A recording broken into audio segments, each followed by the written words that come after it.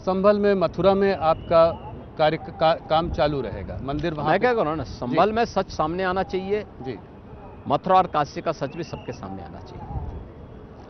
Opposition बार बार एक बात ये जरूर कहता है कि योगी जी जो है हरदम मुसलमानों को टारगेट करते हैं। ये पहले हम लोग इस पर वार्तालाप कर चुके हैं, मगर पहले आजम खान थे तो अब बर्क फैमिली है। पहले बकरी चोर के केस दर्ज होते थे, अब बिजली के चोरी के केस दर्ज होते हैं। इसको क्या जवाब है आपका? देखिए, हम किसी को टारगेट नहीं करते जी, और उसकी आवश्यकता भी नहीं है, लेकिन जो लोग समाज के सौहार्द को बिगाड़ना अपना जन्मसिद्ध अधिकार समझते हैं, अराजकता फैलाना अपना अधिकार मानते हैं, उनको कानून के दायरे में लाना ये सरकार का नैतिक दायित्व भी है और अपना उस कर्तव्य का पालन सरकार कर रही है। भारत में लाखों बांग्लादेशी आज यहाँ पे हैं। ये मुद्दा आपने जो है अपने दिल्ली के उसमें भी उठाया है, उसकी वजह से दंगे हो रहे हैं। तो इस आधार कार्ड बनाकर उनको यहाँ के वेलफेयर स्कीम्स का भी फायदा मिल रहा है, तो इसका समस्या का समाधान क्या देखते हैं? देखिए, जो चीज सुरक्षा के लिए थ्रेट हो,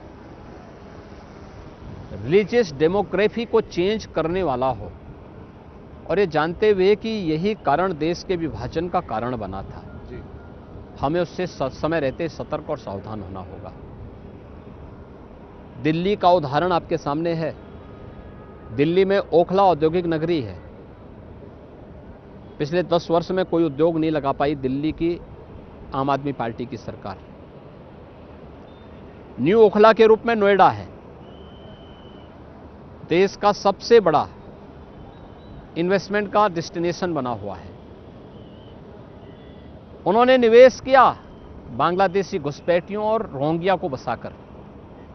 हमने निवेश किया औद्योगिक इकाइयों को ला करके, मॉडर्न एज टेक्नोलॉजी को वहां पे ला करके। डाटा सेंटर बन रहे हैं, रोबोटिक के सेंटर बन रहे हैं, और भी एआई के नए नए सेंटर वहां पे स्थापित हो रहे हैं। लाखों नौजवानों को रोजगार के अवसर वहां से प्राप्त हो रहे हैं। ये दोनों में यही अंतर है। यूपी और दिल्ली में उत्तर प्रदेश की भारतीय जनता पार्टी की डबल इंजन सरकार में और दिल्ली के अंदर आम आदमी पार्टी की सरकार में यही अंतर है।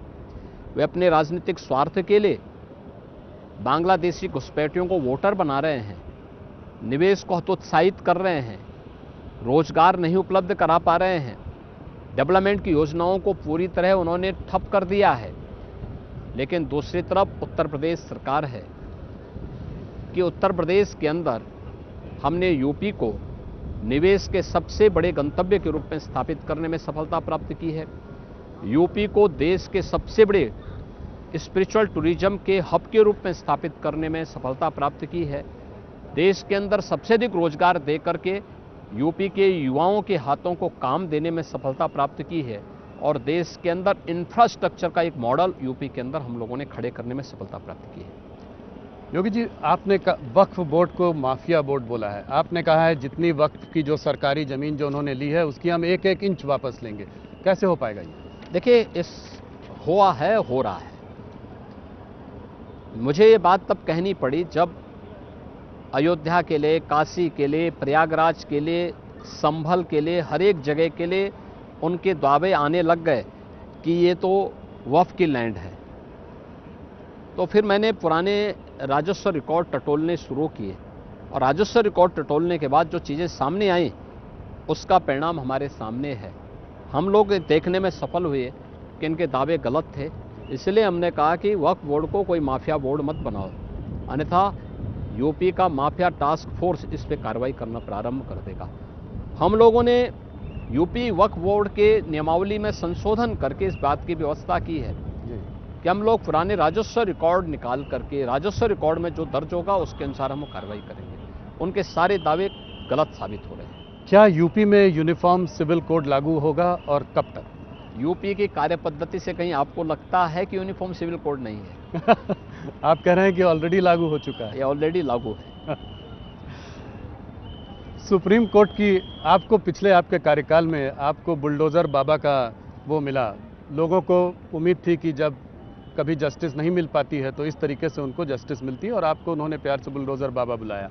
अब सुप्रीम कोर्ट की गाइडलाइंस आई हैं नेशन वाइड जो है, जो कि लागू हैं, तो ऑपोजिशन कह रही है कि अब बुलडोज़र टेरर और जंगल राज यूपी में ख़त्म हो जाएगा। तो क्या देखिए, करेंगे बुलडोजर बाबा? यूपी में जंगल राज पिछली सरकारों में था। जी। यूपी में 2017 के बाद जो राज आया है वो राम राज्य है। सबको सुरक्षा, सबको सम्मान, सबको कल्याणकारी योजनाओं के साथ जोड़ना, सबको उसका अधिकार उपलब्ध कराना, ये यूपी के अंदर हुआ है। माननीय उच्चतम न्यायालय के आदेश के बाद हमारा काम आसान हुआ है। और आपने सुनवाई के दौरान इस चीज को देखा होगा कि उत्तर प्रदेश एकमात्र राज्य था जिसने जो गाइडलाइन माननीय उच्चतम न्यायालय के उन सबको फॉलो करते हुए ही अपनी कार्रवाई को आगे बढ़ाया है। और आज भी आप देख रहे होंगे हमारी कार्रवाई अनवरत रूप से गलत तत्वों के खिलाफ पूरी प्रक्रिया का पालन करते हुए कानून के दायरे में रहकर सभी कार्यक्रम आगे बढ़ रहे हैं। योगी जी, आपने यूपी को $1 ट्रिलियन इकोनॉमी बनाने का संकल्प लिया है। कब तक ये हो पाएगा? कोई कहता है 2027 आपने बोला, या 2030? एक तो ये कि कब तक होगा और कैसे होगा? 2029 की हम लोगों ने एक टाइमलाइन तय की है कि 2029 तक यूपी $1 ट्रिलियन की इकोनॉमी होगा। और उसके लिए कार्य योजनाएं बनाई जा चुकी हैं, बाकायदा उसको इम्प्लीमेंट किया जा रहा है। हमने पिछले 7-8 वर्ष के दौरान 3 से 3.5 वर्ष कोविड महामारी के बावजूद अपनी इकोनॉमी के दुगना से अधिक करने में सफलता प्राप्त की है।